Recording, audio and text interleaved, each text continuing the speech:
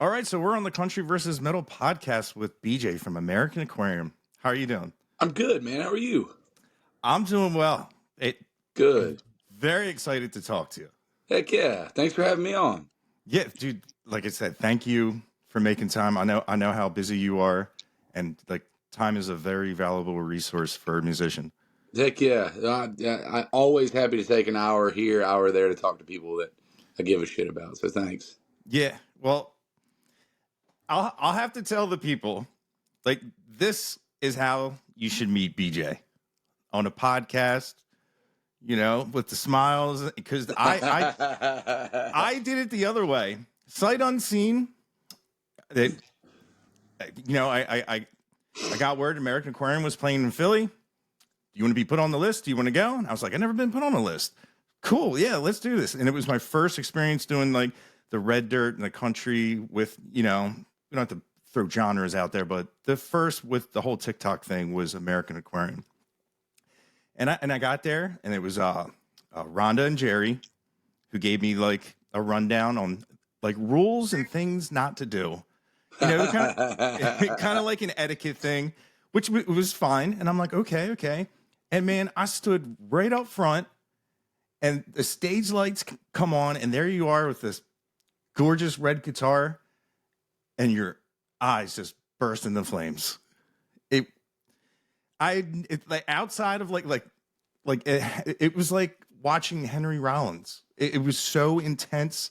You have this spark and this charisma, and it was at that moment I knew I was like, I want to share music like this for people like me that I always been like, yeah, I listen to everything but country. Yeah. You know what I mean? And it's funny when like I became friends with Bill Corbin, and how I talked to him of like, thank God I stayed for like, people don't know. I don't know if it was that show specifically, because you stood there and you talked to everybody that wanted to talk to you. Yeah. And that's every night. That's awesome. Thank God I stayed to talk, because when I walked up to you, you smiled, and I was like, oh, he's cool. Like there's a dichotomy.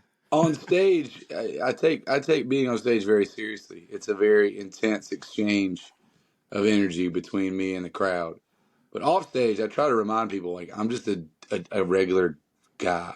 Yeah. Like the superpower comes when I'm on stage for those 90 minutes. Like you get to meet me as Clark Kent at the merch table. Like I've got a really cool job. That's all it is. And for 90 minutes, I get to do my really cool job, and I have a lot of fun doing my job. I take it very seriously.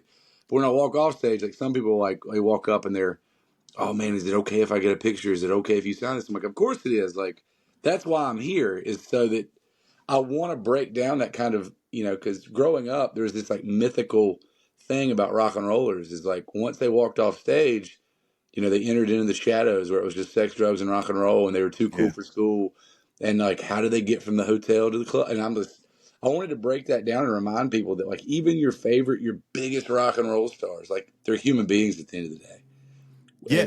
And there's not much that separates me and you or me and anybody that comes from our show, except for the fact that like for 90 minutes out of the day, I get to do a really cool thing. Yeah. And that definitely, seeing you guys like an American Aquarium experience, it's the music doesn't have to be heavy, but it still hits you just as hard as any heavy metal song or anything like that. It was incredible, and I've seen you multiple times, and that is it is just, that's how you are at every show. Yeah. I thought the Texas heat would slow you down, because when I saw you down to Texas Motor Speedway, I was like, man, it's hot out here. And I was like, well, I wonder if it's going to slow me. Nope. It's it can be 115 outside, or it can be negative 30. I'm still gonna put about 120 into it.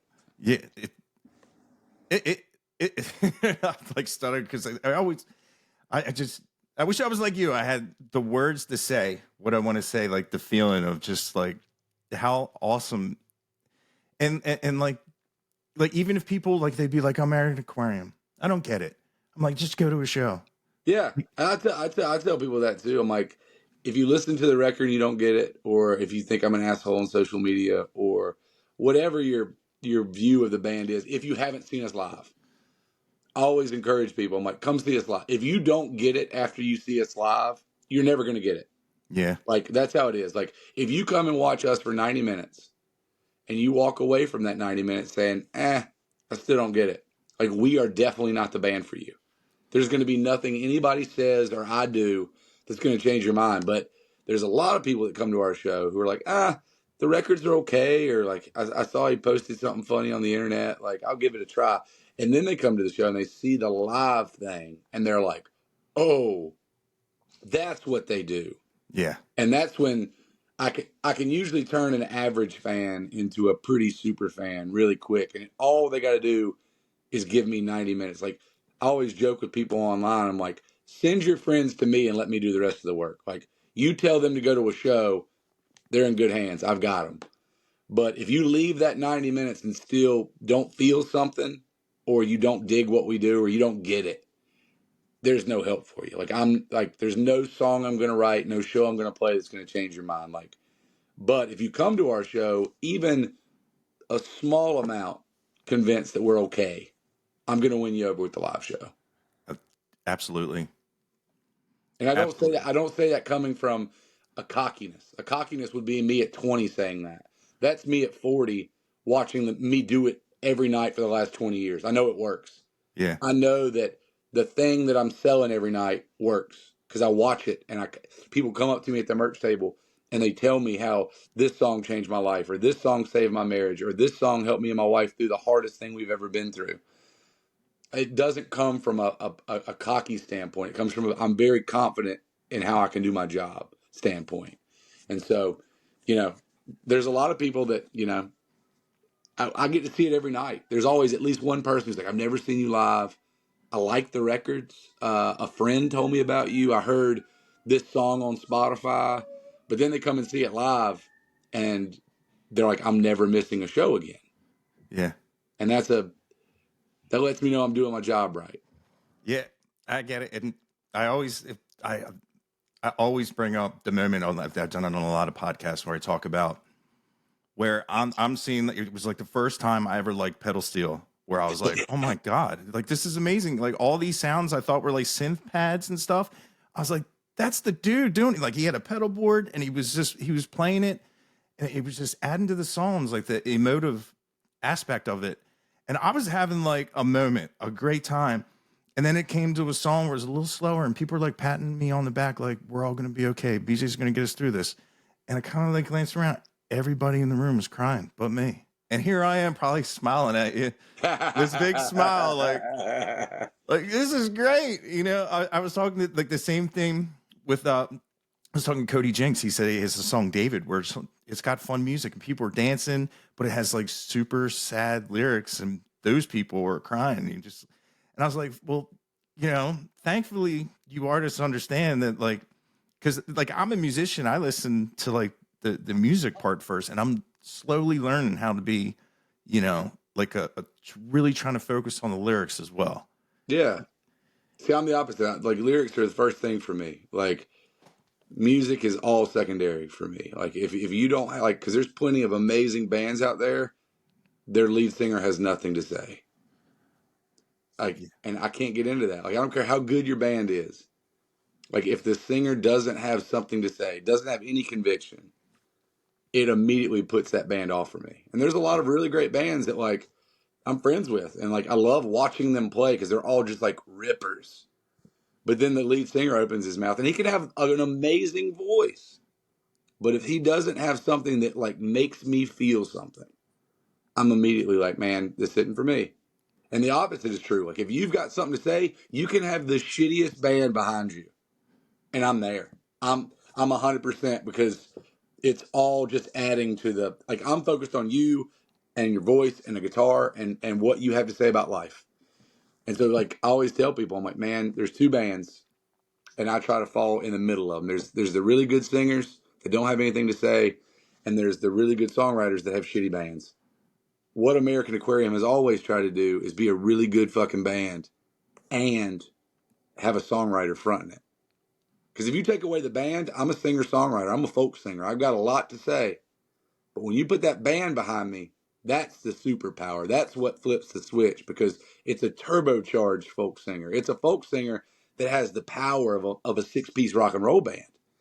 And that's all the bands that we grew up listening to. That's the Tom Petty and the Heartbreakers. That's Bruce Springsteen and the E Street Band. That's Neil Young and Crazy Horse. That's all of my favorite songwriters had these just shit hot rock and roll bands behind them.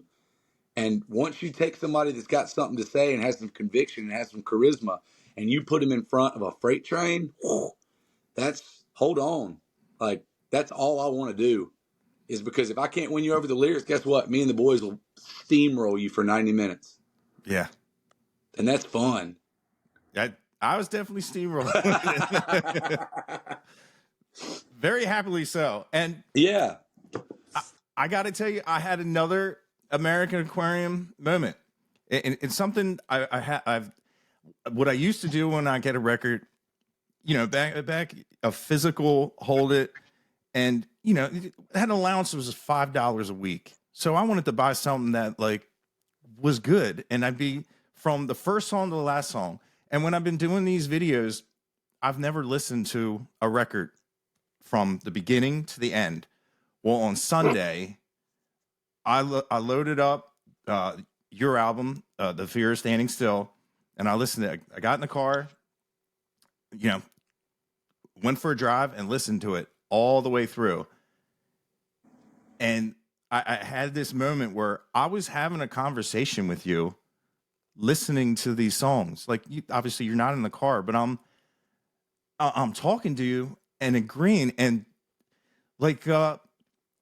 it's almost like a soundtrack. It's going to be a weird thing to say, a soundtrack to your Instagram of this last year and your post, because people be like, what's up with BJ and Deuce Mayonnaise? You know what I mean? And it's like, no, the song. And I was like, I get that, man. I was like, my great grandmother's vegetable soup. If I have soup, it reminds me of her. Yeah. And, and there was a lot of cool things. And I've never I've listened to Metallica forever. I know nothing about James Hetfield's life from his music. I would have to read Metal Edge, but I felt like after that, it was what 40, 45 minutes. I felt like I knew you. You know what I mean? And it was really cool, kind of weird thing, because I come from, I'm older now, a genre of I can love and listen to a band and from their music know nothing about any of their life experiences or anything. Yeah. And your music is just, that's what your music is. Yeah, it's what happens when you have one guy who's writing songs about what's happened to him the last 2 years of his life. My records are these chronological snapshots of what's happened. They're like yearbooks. You look back at them, and every 2 years I put out a new yearbook of what I've done the last 2 years. And when I was in my 20s, it was getting drunk, doing drugs, going to the bar, chasing girls. And then sobriety comes, and then I get married, and then I become a father. And then I start losing people, the older generation of my family. I have to start saying goodbye to those people. And as you continually write about these monumental occasions in everybody's life, what I've realized, as long as I stay true to writing what I know and writing what I'm experiencing and writing what I'm going through and writing about the lessons I'm learning in real time, there's going to be a huge subset of our fan base that is going through the exact same thing.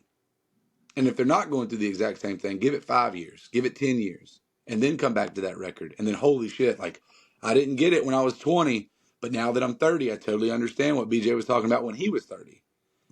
And that's what we try to do. I don't try to write songs that I think are going to sell. I don't try to write songs that I think people want to hear. I'm never going to be the Mad Lib redneck guy who's just cold beer, dirt road, pretty girl, pickup truck. That's just not me. I write very serious songs about what I'm going through in the hope that there's at least a couple other people out there who are in the same spot. And if I can write a song that gets me through that really hard time and it resonates with one person and it gets them through that really hard time, that's a song, man. That's what I want to do. And the minute that you learn that you have that power to not only write a song that gets you through a hard time, begets 20, 100, 1,000 other people through that exact same hard time, and they don't have the ability to put it into words. They don't have the ability to make it rhyme and put a hooky chorus on it.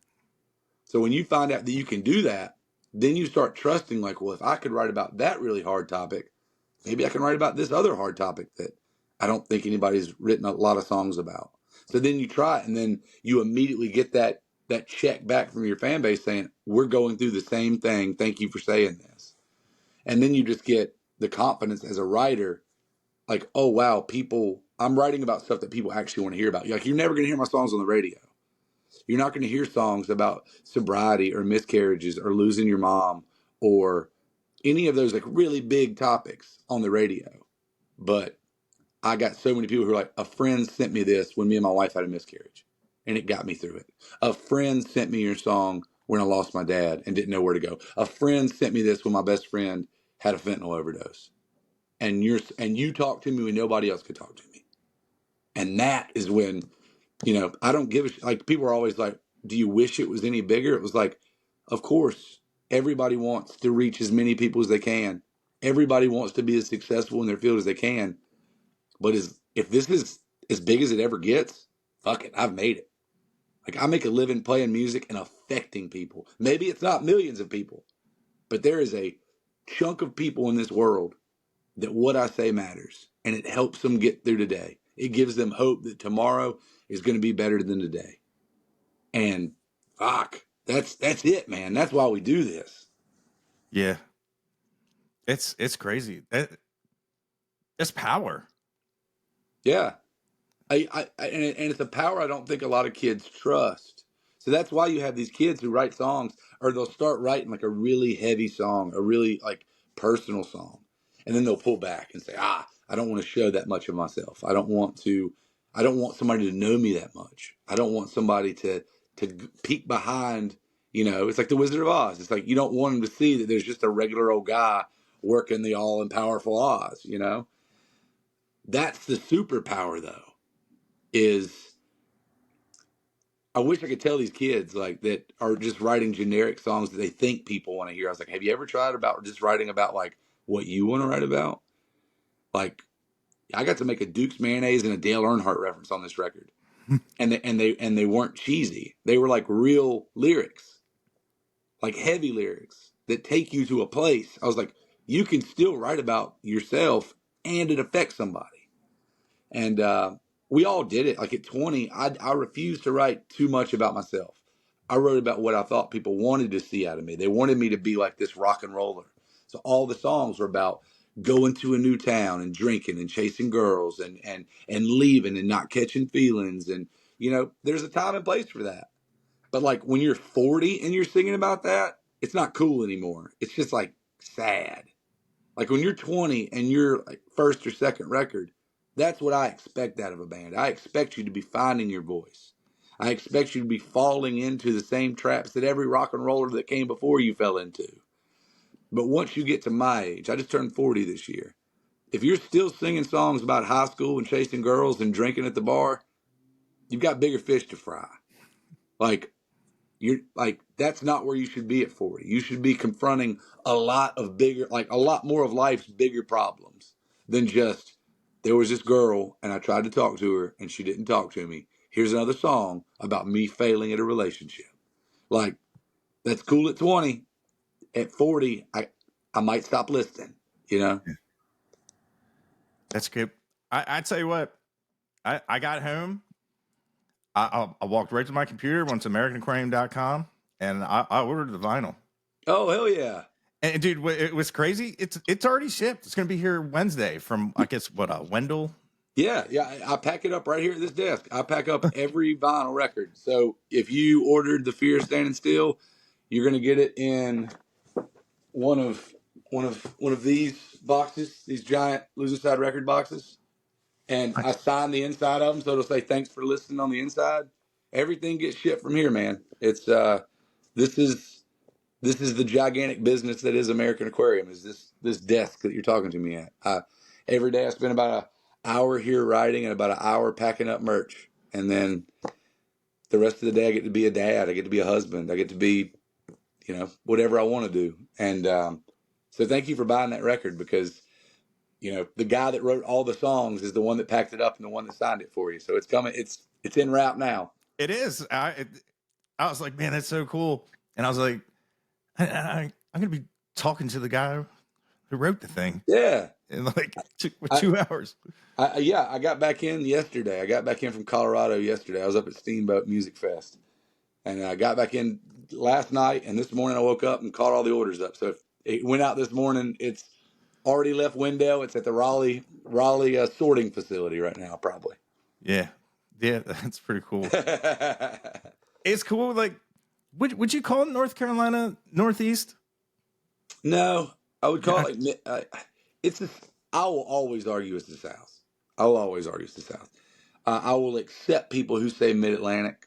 Mid Atlantic. Okay. I will accept that, because a lot of people, when they think of South, they only think of Mississippi, Alabama, South Carolina, Georgia. Virginia is the one that I understand if people get a little like, is that really the South? Is it the North? Yeah, like what they call it, like Delmarva. Yeah, but like North Carolina is 100%. Like Tennessee is the South, and we're on the same latitude line as Tennessee. Our borders are the same latitude lines. So if people want to say Nashville's the South, you got to say Raleigh's the South, because we're literally the same place. But yeah, I think Virginia can get a little icky. West Virginia can get a little icky. Like, I don't know how people decide it. But like Kentucky, I think Kentucky's the South, and Kentucky is way more north than North Carolina is. But you're going to tell me that the place that the bluegrass state is a northern territory? Like, no, absolutely not. Just because we have northern, I think that confuses people. The public education system in most states failed people because they hear the word north and they're like, oh, it must be a northern state. And it's like, no, it's like anything below DC kind of for me is the South, technically. The Mason-Dixon line is I guess what has historically separated it. So yeah. I think North Carolina's in a pretty good spot. But when I open my mouth, nobody has ever said, wow, you must be from the North. Like, nobody's ever mistaken me for being like a Northerner. Like, they've always know exactly, like, what part of the South are you from? It just remind me of, I'll probably, I can't sound different, but I can choose different words. Is that like 100%? 100%. Like this is me talking. When you put me back home with my brother and my dad, give me 10 minutes being around them, and I turn into fucking Boomhauer from like King of the Hill. Like, my wife thinks it's the craziest thing, because she's like, I know you, like, you're my husband, like, I know how you sound. The minute I get around my father and my brother, I immediately turn into this man. I'm like, man, how you, man. And I think that my accent has gotten like way better, like way more understandable. The more that I've lived in a city, I've traveled the world, I've talked to other people. I think my voice is assimilated a little bit. But the minute you put me back in my hometown, I sound like the most redneck human being you've ever met in your life. That's funny. My cousins they're from Boston, and even though they've been in Florida for decades, they come up, and once they get together, it's just like, hey man, just because it ends in an A doesn't mean you have to add all those R's. Oh, dude. Wicked dingus over the monster. Yeah. This is my khakis. Your khakis? But I love that, though. I love regional dialect. I think it's a beautiful thing. Yeah. And some people spend their entire life running from their accent. Like my wife's from Long Island, and she moved away when she was 6, so she doesn't really have the accent. But all of her sisters, her mother, her aunts, they all have the traditional Long Island accent. And it's just so funny to me, because like, they've lived in Florida now for 20, 30 years. Still might as well be in like West Islip. It's thick.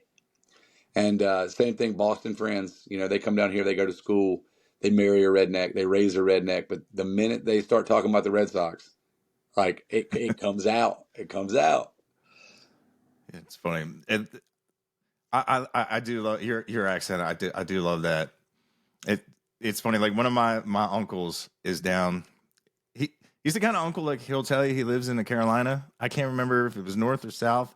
And like, he made his house so like his guest room doesn't have a bathroom. so you don't feel comfortable to stay that long. I like that. Yeah, it's funny. You probably would get along with him because it's funny like how like all of a sudden like he's like smoking meats, getting in the barbecue because you know from talking from Bill he's from around this area like pulled pork and brisket is a totally different situation up here. Way different. It's crazy. Like when I told people from like Texas and all the scenes, they're like, "You don't like barbecue? You don't like?" I'm like, "No, like I don't like sweet sauces." And they're like, "What do you mean sauce? What do you mean sauces?" And You only use sauce if something's wrong. yeah, yeah, exactly. Yeah, you don't need if it's done right. You don't need any sauce. It's just like, where's the line of where people like know how to cook it and not? You know, it's just when they handed me like the brisket in Texas, like it was a candy bar. I'm like, no. This is different. And we would put vinegary sauce on it. It'd be like a soup. And I'm like, this is what I was like so mad. I'm like, you know what? I think I love so barbecue. mad. Yeah. And it's funny is like, I did a Facebook post of, you know, like BJ's going to be on the podcast and I can't remember.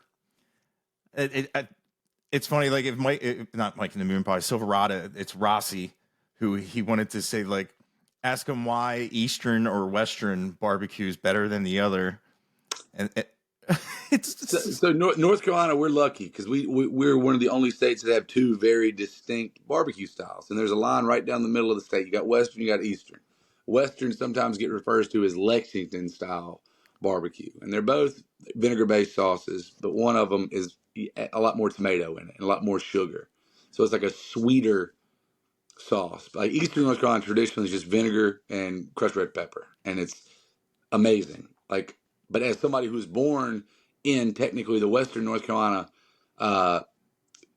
barbecue map, I love both of them. And a lot of people, especially in the state of North Carolina, that's fighting words. Like, you can't pick both. And I'm just like, they're both pretty delicious. And I'm the same guy who, you know, I love North Carolina pork.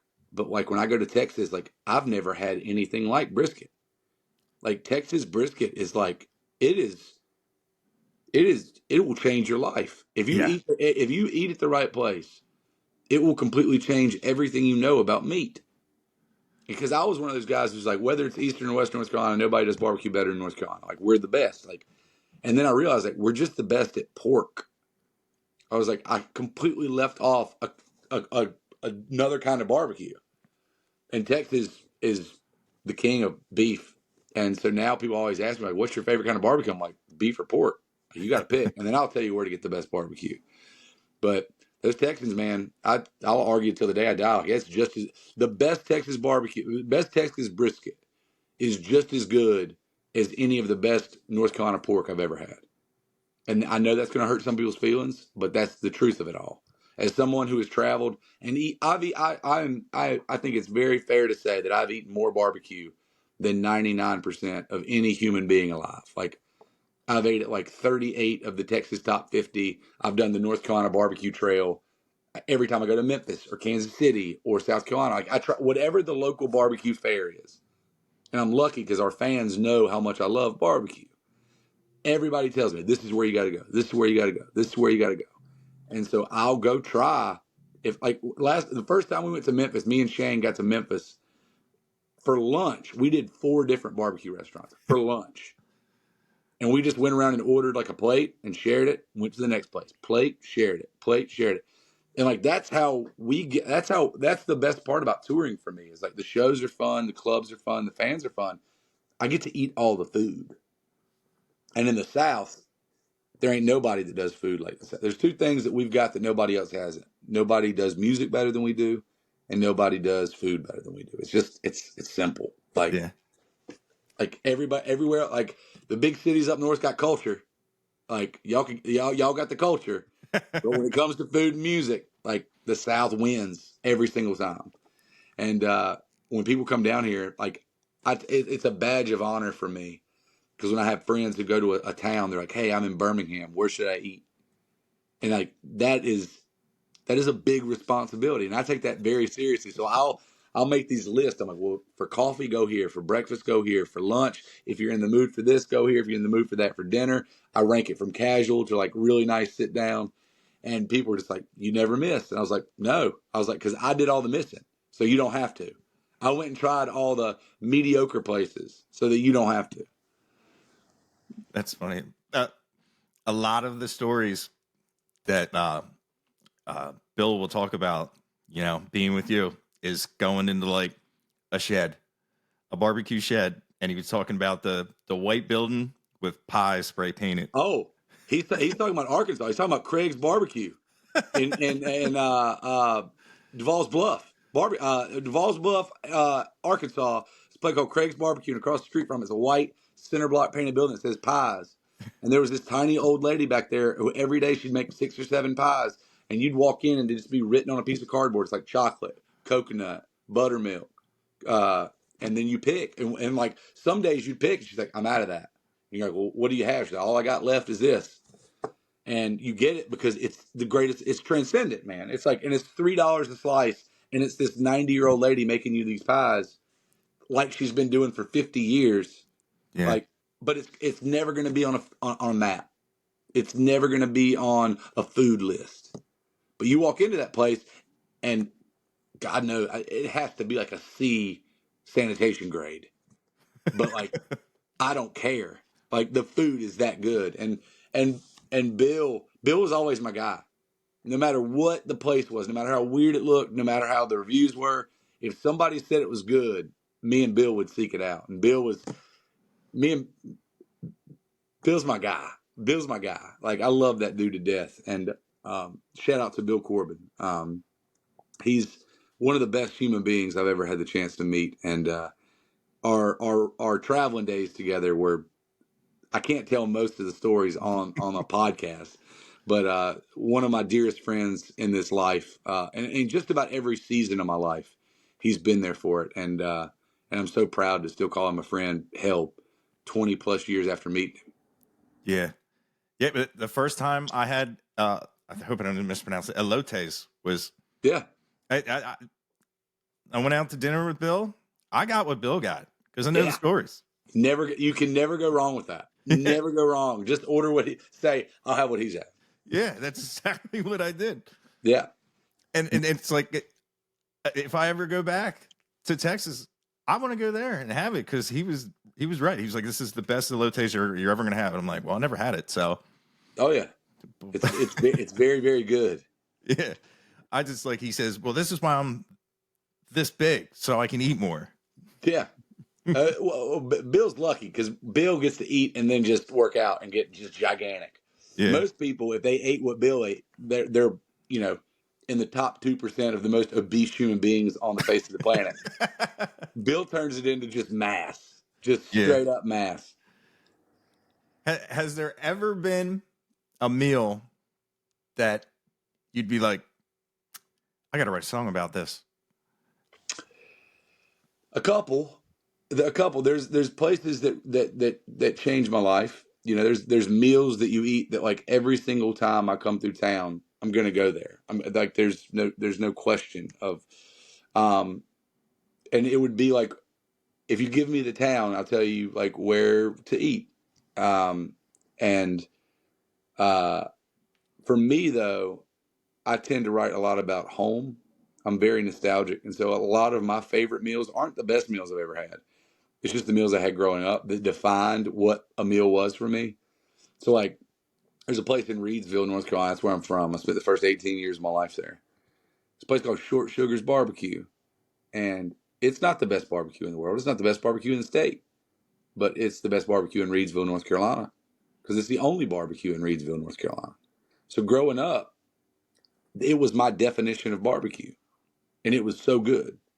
And then I traveled the world and I got to eat, I've got to taste barbecue directly off the pit from some of the greatest pit masters in North Carolina and Texas. And to this day, if you ask me on the right day, I'll be like, you know what I could really go for right now? Short Sugar's Barbecue. Because the minute I taste it, it's home. Yeah. And every time the boys, anybody who's ever been in this band, if we get within an hour of my hometown, we take a detour and I make them eat at Short Sugar's Barbecue because it's it's such a definitive part of who I am. It's one of those foods that like literally. And so there's a song, "Waking Up the Echoes" off Chickamaucomico is. I can't help but laugh about all the trouble that we got in the back of that Short Sugars parking lot. And that's just about growing up and going there on a Friday night, drinking cold beer when you shouldn't be drinking cold beer in the car, and then going inside and just eating a big old plate of barbecue to try to sober up to drive to Greensboro to go have a night out. Yeah, Milwaukee's Best Light, Milwaukee's Best. Yeah, yeah, I Milwaukee's just listened best. to this song. That song, yeah, That's a that hit heavy me. one. That's a heavy one. Yeah, I kind of thought going in it would be, but man, it's just you caught me. yeah. Well, you realize, yes, that song is about a very definitive person or a situation or a time in my life. But what you have to realize as a songwriter is you can write very seriously and very specific about something, and then the minute somebody else hears that, they replace the face that you have in your mind with somebody else's face. And instead of me just thinking about my friend, when you hear it, you think about somebody that you've lost, Yeah, or you think about some childhood friend that's gone too soon. And then that song isn't just BJ singing anymore. That's BJ singing about the friend that you lost. And that's the power of art. That's the power of music. That's the power of, we take these songs about very specific things and then we insert the pieces of our life into it that make it relatable. Like it's like you have this light and all we're doing is sliding these gels over it to make it a different color. And so like this one white light can be 20 different stories for 20 different people. And that's the beauty of creating art, yeah, especially when you're creating something that's honest, that taps into something real, is people can put it over whatever situation they're going in. And like I said, a song that I wrote about something very, very specific might have 20 different meanings to 20 different people. And that's my favorite thing about songwriting is once I cut that thing loose out in the wild, it's not mine anymore. It's not just my story about this one thing. It's whatever somebody needs it to be whenever they hear it at the right moment. And by right moment, we've all been in that situation where you're riding down the road and all of a sudden a song comes on, you're just like, oh, like why am I feeling this right now? Like obviously that guy who wrote the song didn't write it for you, but there's something about the honesty in which he wrote it about that resonated with you, and it triggered something inside of you, and it made you think about something, whether it's your mom or that girlfriend that got away or somebody that you lost. Like, and then immediately you're like, that's like, how did this guy write about something that's so personal? And it's because at the beginning of it, the genesis of this song is an honest personal song. yeah. It is amazing. Like I'm still like new to the game with it, and it's just I'm starting to get why people, will be like, this music changed my life. This music did this, and it just made me like stop and it was like, what did I have? Because like it is it's a big deal. Like listening to your music the other day, I'm like, it's sad, but but it's very rewarding. Of even like you said, like you're not there, but you're having a moment with somebody, like you said, like you can put it in words with in that space in that song for those people of maybe they can't do that, and you're obviously you're awesome at it, and it's just, man, like listening to music differently has been like very rewarding. And like now when I go in and I do it, I never heard it before. There's a bunch of people, and you're definitely one of them that like I'll be like, gotta focus on the lyrics because like you got it, it's what the song's about, like you said. And it took a little while for me to realize that, but man, it's been a very rewarding experience to have that, because now like you have songs, if like like your song Crier, it kind of like incorporates, some people don't want to vent their problems to somebody else, Yeah. and if music can do that, like, because some people would never go to a therapist like on purpose, and if they can find something like that, and it doesn't even have to be something like so like depressing or whatnot. It could be like just having like you're burned out, like you had a bad relationship, and it just to find stuff like that. Because it's funny, is like I was feeling burned out from social media. That's why I like my content's been a little weird. And then I was talking to the West Texas Exiles about, they're like, man, social media, it's a lot. And it's like sometimes we don't, what do you get at it? And he was like, he goes, I don't know if you know American Aquarium is, but BJ just put out a big thing about, like, what's the point? And I was like, oh, I saw it. Yeah. And I get it. I've been there, and I've always said, like, I have a pretty big platform, and I'm like, I'll do it for you. I have, you know what I mean? I have no problem. That's what I want to do. And I get it. Like, I don't want you making videos when I can miss out on a song. I can miss out on, new music. So much of what we do now as artists is they're trying to make, because there's content creators. Yeah. And I got plenty of friends. That's what they do. That's how they make their living. Like, it's fucking awesome. But what record labels and what social media is trying to force artists to do is also be content creators. And I think there's some bands that can do it, and they do it well, but I will argue that the art will always suffer when you're trying to create art for content.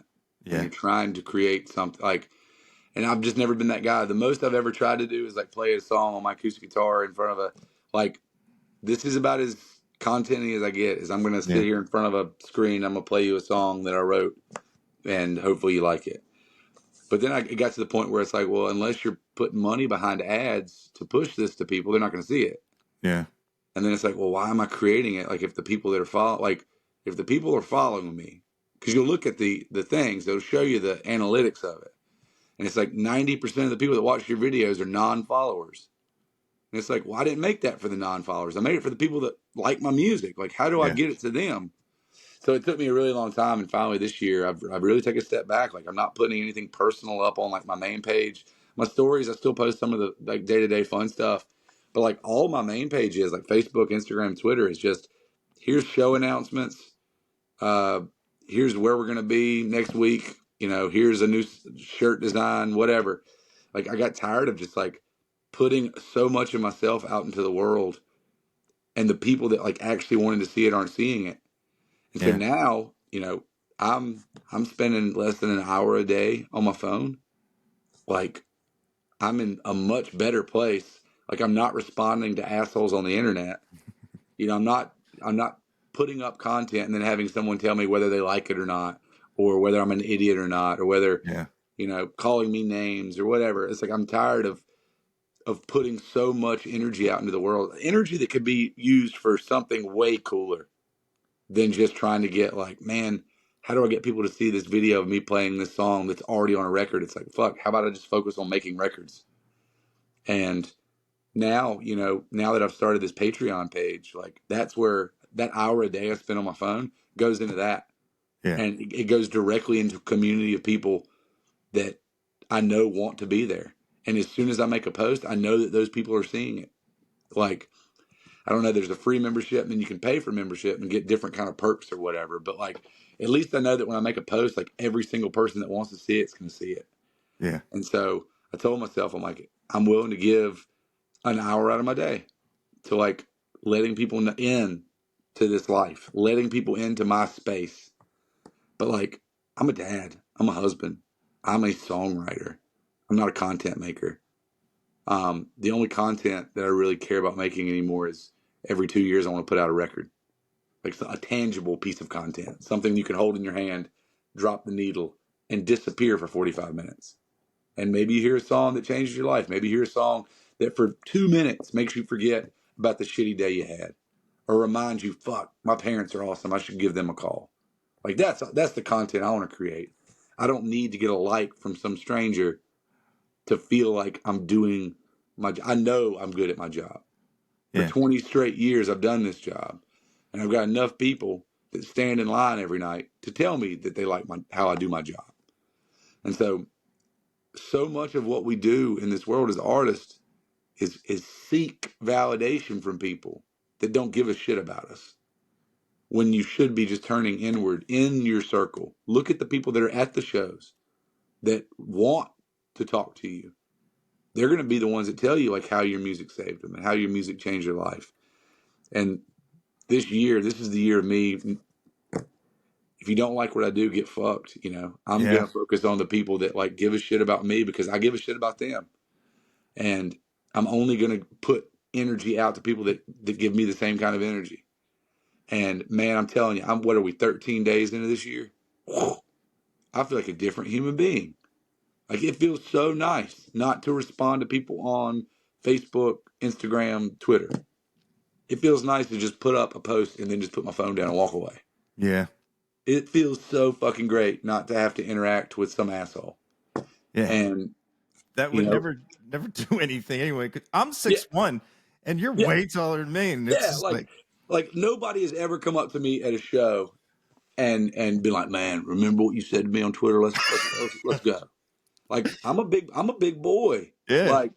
Like I'm a tall, scrappy redneck. Like there ain't many people that are gonna come up to me. I don't care how drunk you are. In the history of this band, nobody's ever come up to the merch table and like tried to do something to me. Like plenty of people sit behind a keyboard and tell me like, you know, how dumb I am or how stupid I am or how uninformed I am. But, you know, I always tell them, I'm like, man, if you want to say it to my face, like I post where I'm going to be 6 months in advance, you know, buy a ticket, take the ride, man. Like I'm at the merch table every single night. Yeah. Like I ain't hard to find. Like you can just go to the website. I guarantee at least once a year I'm coming within 50 miles of you. Come stand in line, talk to me. Tell me what you got to tell me. Most of the time, what I've found is even the people that adamantly disagree with me on a lot of stuff, they'll still come to the shows because they like the songs and the songs make them feel something. They have a history with the songs. But what they find out is that they come talk to me. I'm not like a trigger happy asshole that wants to make fun of them. I'm just a regular guy that wants to have this Yeah. discourse, human beings talking to other human beings. Like I'm probably not going to make fun of you first if you come up to me and shake my hand and be like, "Man, good show." I've had plenty of people who come up and be like, "Man, great show." Like, I don't really get what you do on the internet, man. I don't agree with all the stuff you believe in, but I really like the show. I'm like, well, listen. I was like, I guarantee we agree on something. Let's talk a little bit until we figure out what we do agree on. Yeah. What I've learned is most of these people who, you know, the world's got split up into red team, blue team these days. But what I've learned is if you get in front of somebody and start talking to them, we've got so much more in common than the one thing that separates us. Absolutely. And so what I try to do face to face is I'll talk to you about college football. I'll talk to you about Texas barbecue. I'll talk to you about NASCAR. I'll talk to you about music. I'll talk to you about my favorite songwriters. What books are you reading? There's this show I just watched that blew my mind. You should know about that. And by the end of that conversation, we're not focusing on that one thing we disagree on that we have to vote for every 4 fucking years. Yeah. We're focusing on, holy shit, that guy's just like me. He just has a couple different experiences, couple different thoughts on things. But for the most part, we're kind of the same. And Yeah. that's what I remind them. I was like, there's a reason my songs connect with people is because I'm tapping into something very, very human.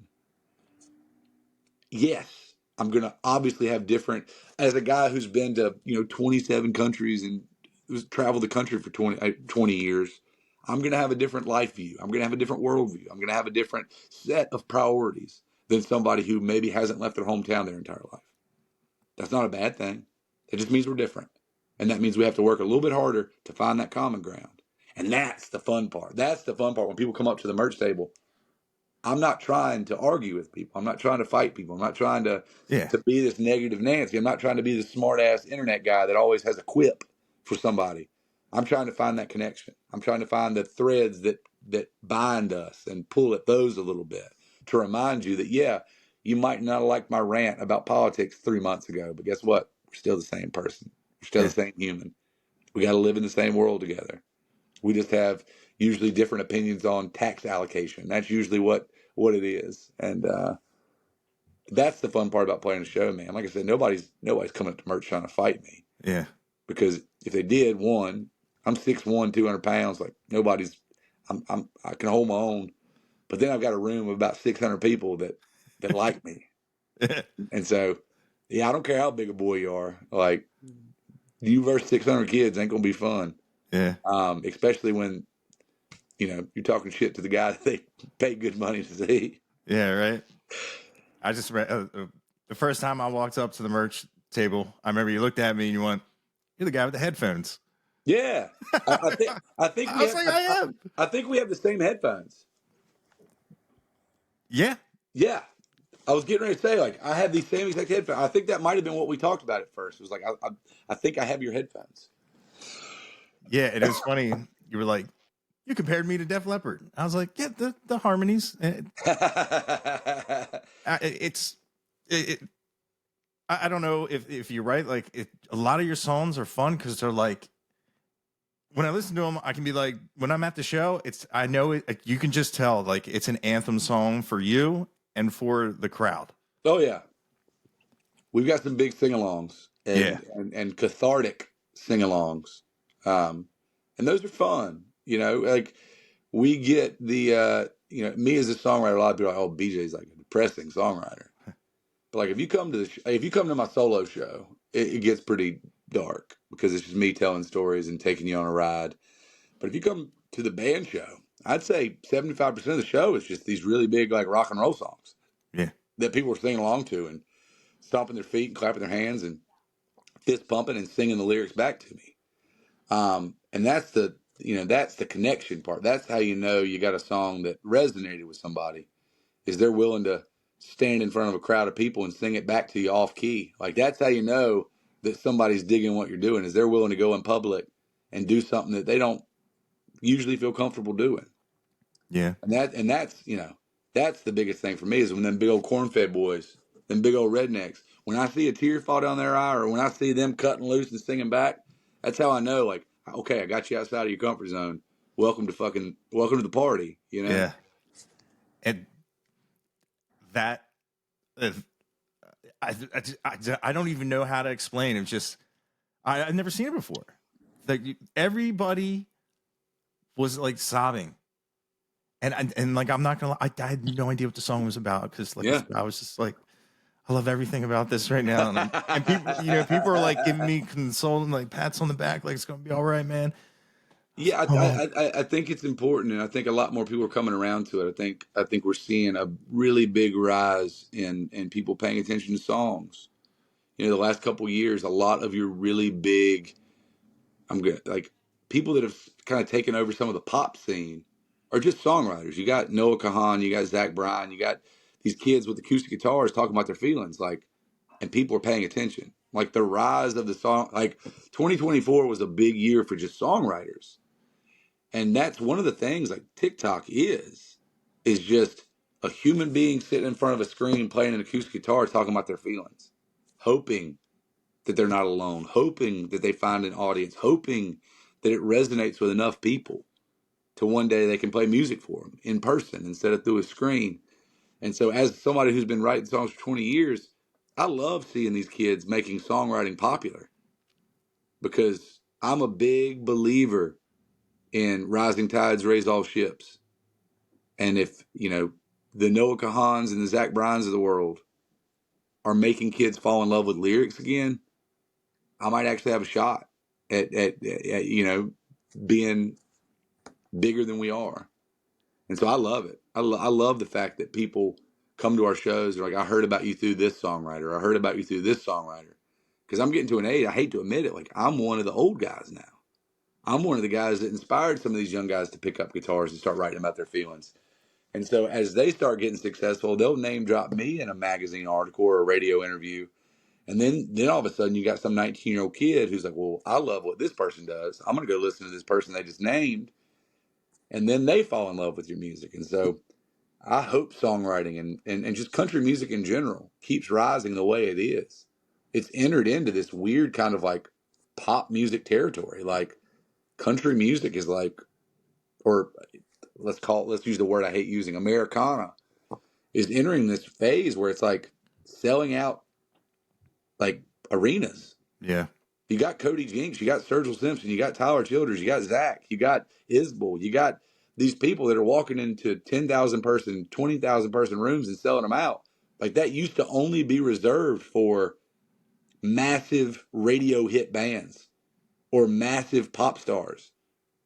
And now you've got people who aren't even being played on the radio selling 30,000 tickets the day it goes on sale. Like that gives me hope as a songwriter, because we didn't have that 10 years ago. Yeah. You had to sell your soul to country radio if you ever wanted to make it. And now you got guys who are like, fuck country radio. I don't need it anymore. And and country radio has no retort to that because they're like, oh, that guy who we're not playing is outselling every single person that we're playing. Think about that. Like Zach Bryan finished the year as the number 2 touring artist behind Taylor Swift. That's crazy. And pop country radio won't touch either one of them. Like, it begs the question is like, do we need radio anymore? Yeah. So now that kids who have internet connections are falling in love with songwriters, I don't give a fuck about writing a hook or a catchy song or a pop song. I care about writing something honest that might help a kid get through a really tough time. And we're seeing that pay off in tenfold. Yeah. Last year was better than the year before. The year before that was better than the year before that. And as long as this year is better in 2024, we're trending in the right direction.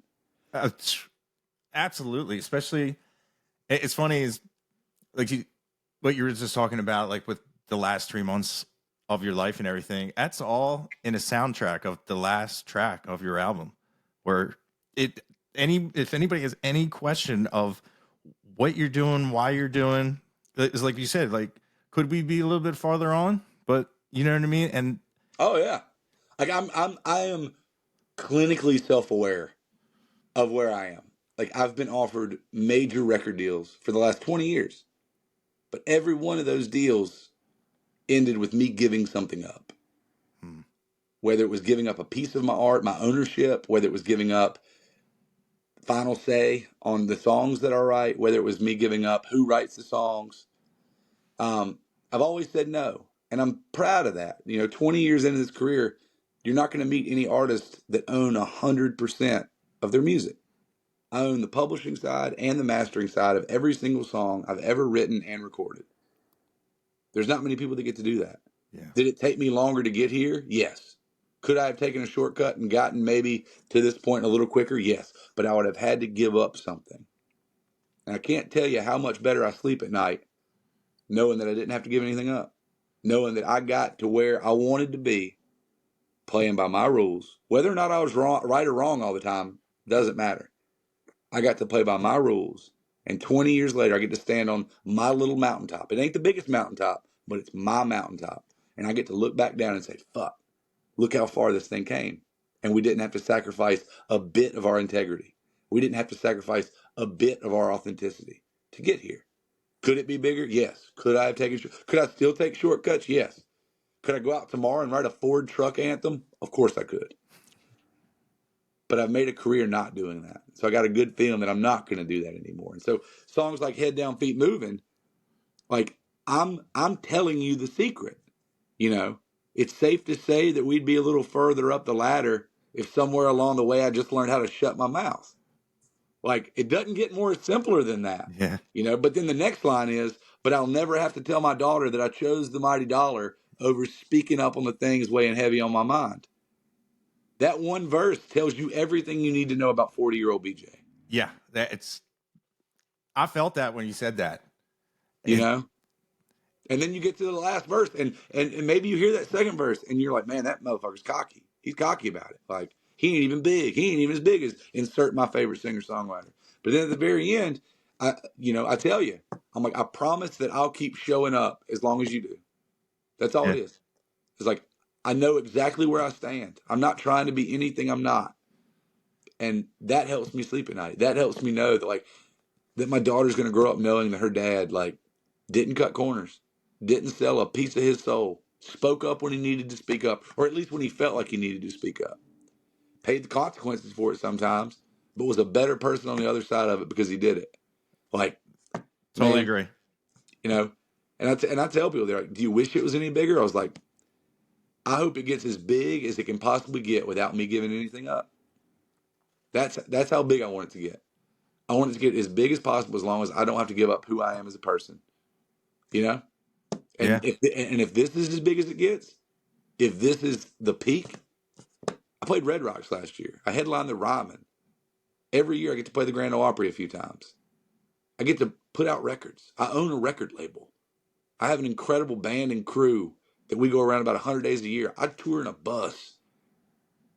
If it never gets any bigger than this, awesome. Me and 10 other people make a living playing music for people. And we didn't have to sacrifice anything to get there.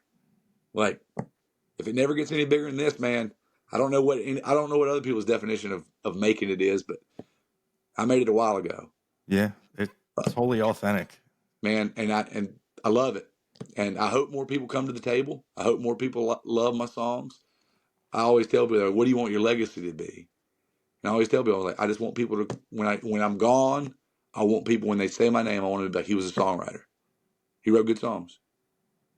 They can say Yeah. whatever they want to. They can fruit that up a little bit. They can cuss me or they can praise me. But at the end of the day, I don't care whether you love me or hate me. I want them to be like, that dude spent his life writing songs. Yeah. You definitely did, and you definitely are. Yeah, thanks, man. I'm like painfully self-aware these days. 20-year-old me could have never had this conversation. 20-year-old me could have never talked about, I couldn't have wrote the songs that I've been writing the last 10 years. I wasn't mentally or emotionally prepared to open up to strangers. Because you got to think, every night I'm walking in front of a group of strangers and having a therapy session. Yeah. I'm walking Yeah. into a rock club with 500 kids in it and be like, okay, guys, we're gonna feel some fucking feelings tonight. Let's have a good time. And I couldn't have done that at 20. I was too insecure with myself. I didn't know who I was. Yeah. How was I going to tell somebody else to be comfortable in their own skin when I wasn't even comfortable in my own skin? But then fast forward to 40, I'm extremely comfortable in my own skin. I know exactly who I am as a person. I know what I believe in, what I don't believe in, and I'm pretty vocal about it. Mm-hmm. And I sleep pretty good at night knowing that, like, I didn't leave anything on the table. Like, nobody has to go to bed at night and be like, I wonder what BJ Barham thinks about this. Yeah. Like, I guarantee you know. And I don't know if many people can say that. Yeah. And if you want to know, ask at the merch table. Yeah, come on to me at the merch table. Ask. Like, Yeah. I am more than willing to always answer those questions for people. Yeah, I did when the line was all the way back, and I was like, man, he's gonna talk to everybody. That was just as cool to see. Yeah, it's about an hour and a half, 2 hours every night. I stand there at that merch table and I talk to, because it started when we first started touring. Like, we needed to sell like 5 CDs a night to make gas money to get to the next town. So it started out of necessity. I went to the merch table as soon as I got off the road because, you get a couple drinks in me, I could talk to anybody. And I would, you want to buy a CD? You want to buy a CD? Did you see the band on stage? That was us. You want to buy a CD? And then nobody wanted to come talk to me. So I always tell people, I'm like, I did this for years and nobody would come stand in line. So now that there's people standing in line, like, of course I'm going to stand here. And like, maybe one day it gets too big, but it hadn't got that big yet. We're still playing, anytime, like, we did Red Rocks opening for Red Clay Strays and Turnpike. And I got done and I walked off to the side of the stage and I sat there for 3.5 hours taking pictures, shaking hands, signing records while my friends played. And there was a line all the way down to the bathroom. And I'm just standing there right outside of my dressing room talking to people. 10,000 people. And I did it for 3.5 hours. And it was awesome because you get to meet people. You get to, I always joke with artists. I'm like, I don't know why most artists don't do this. Like, you get to stand in line and somebody tells you how great you are for an hour every single day. Like, you don't need any positive affirmations. You just a bunch of strangers telling you how great you are. Like, it's awesome. Yeah. But you also get to be really connected with your fan base and you get to hear the stories. It's not just like, oh, that song really changed me. It's like, let me tell you why this song changed me. Let me tell you what I went through that this song meant the world to me because of. And that just gives me a much better understanding of what I do, and also how important it is that what I do. Yeah. Like, you're not just writing songs for you. You're not just putting songs out and making records. You're writing songs as soundtracks to people's highest moments and their lowest moments. And that is a power that a lot of people probably don't feel comfortable wielding, but I love it. I take it. That's a great responsibility. That's why I think it's important to keep writing good songs, is because you're writing songs that are going to help people through like the darkest moments of their life. And I think it's important. It's a gift that I can even write words that rhyme, yet alone write words that rhyme that also like change people's outlook on life. Like, I never take that for granted. Like, I wake up every day very, very thankful that I get to play a guitar and sing songs that matter to people. Like, that's huge for me. Yeah, and you're definitely super gifted at it. Absolutely. But yeah, we're coming up on an hour. Yeah. Is there you got any other questions, man? I can talk it as long as you can talk. Yeah, I probably got like 5 or 10 more minutes. Okay. I gotta go put my daughter to bed. But yeah, any other questions you got? I'm pretty wide open if you couldn't tell already. Yeah. You know what? I'll tell you this. So I kind of, in the beginning, I kind of passed over American Aquarium because of the name. Yeah. Now, like, if you were like a record store clerk and somebody came in, obviously you're going to be one of the first ones in the A's. And I take out an American Aquarium record. I look at the title. What would you tell somebody what American Aquarium means? So American Aquarium is a lyric from a Wilco song. Wilco is like one of my favorite bands. And they have a song called I Am Trying to Break Your Heart. It's off of a record called Yankee Hotel Foxtrot. And the very, very first line of that song is, I'm an American Aquarium drinker. I assassin down the avenue. I have no fucking idea what that means. I thought it sounded good. And so when we booked our first show, they're like, hey, what name should we put on the marquee? And that was the first thing that I was probably listening to that record. And a buddy of mine had mentioned it in passing that that'd be a funny band name. And so I was like, fuck it. American Aquarium's our band name. And then fast forward 20 years and it's still our band name. Yeah, I don't know what it means. A lot of people have made assumptions of what they think it means. You know, it's funny because I've turned into this very observational songwriter. So a lot of people make that correlation to like, are you writing about like the American society as an outsider looking into like this tank? And I'm like, it's not that deep. I appreciate you really putting the time into thinking about it. But at the end of the day, it's like my favorite band had a lyric that nobody knew what it meant, and I thought it sounded good. And shout out to Sean Cretchen. He's the one that told us we should name the band that. And yeah, it's 20. Like I always tell people, make sure you like your band name before you make a record, because once you put it on the first record, you can't go back and change your band name. Yeah. Like, you lose a lot of traction when you change band names. And so, ever since we've never even thought about changing the band name. We're like, this is just who we are. Yeah. That's crazy. It doesn't really have a great origin story. It's just a band that really inspired me, and I took one of their lyrics and I made a new band out of it. That's awesome. I love stories like that. Yeah. I would love to see like a Hunter S. Thompson Rolling Stone like review of, I would love to see like somebody like that with like try to like go deep into that name. And then, Oh yeah. Oh, trust me. There's some people, like, I've read some people's like analysis of the band name, and they're all really great. They're like, you can tell that they've put a lot of thought into it. And I hope I don't bust their bubble when I'm like, oh no, man, it's not that deep. Like, it's it's a lyric from a band I really liked, and I thought it sounded cool. And but I do love reading people's interpretation. Same way with songs. I love reading people's interpretation of like, wonder what BJ was thinking when he wrote the song. Like, not many people have ever gotten it right, but like, you read them and you're like, man, that's an interesting take. Like, when people come up to me and say, hey, does this part of the song, does this mean that? And I was like, no, but like, I can see how you could see that. Like, that's a really cool take on it. So I love hearing when people, make up their, because that's what it is. Like, that's what art is. You present this thing, and then people just apply it to whatever they need to apply it to, or explain whatever they need to explain that's going on in their life. So I love hearing what people think songs are about, what people think the band name's about, what they think cryptic messages on the internet are about. Like, I love that. That's funny. But like but the thing was, like, I always appreciate, like, especially in like this genre and like the singer songwriter, a band name. You know what I mean? Like, Yeah. it does stand out. I just remember being like American Aquarium, because I used to just go by the comments and I'm like, I don't know what that is. And then it come to find out, I think the first song I heard of yours was Burn, Flicker, Die. And I was just like, and I could just, it's weird. Like, I could just see, like, I felt like you were like singing to like a huge crowd. It just has that cool space to it.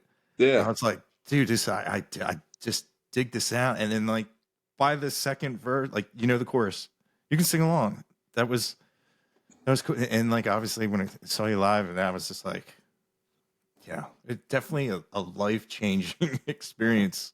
That's definitely one of those songs that's like an anthem. It's a really big anthem. So yeah, and definitely like, and I will say, like, I don't know if you ever heard the saying, if you don't like the weather, just wait 15 minutes. Yeah. And if you're upset American Aquarium isn't in your town, just wait 15 days because they're coming. Yeah. I always joke with friends. I'm like, no matter where you live in this country, I'm coming within a couple hours of you, at least once a year. Like, there's no excuse for, like, we're not one of those bands who, like, we're going on a world tour and we only go to like 4 states.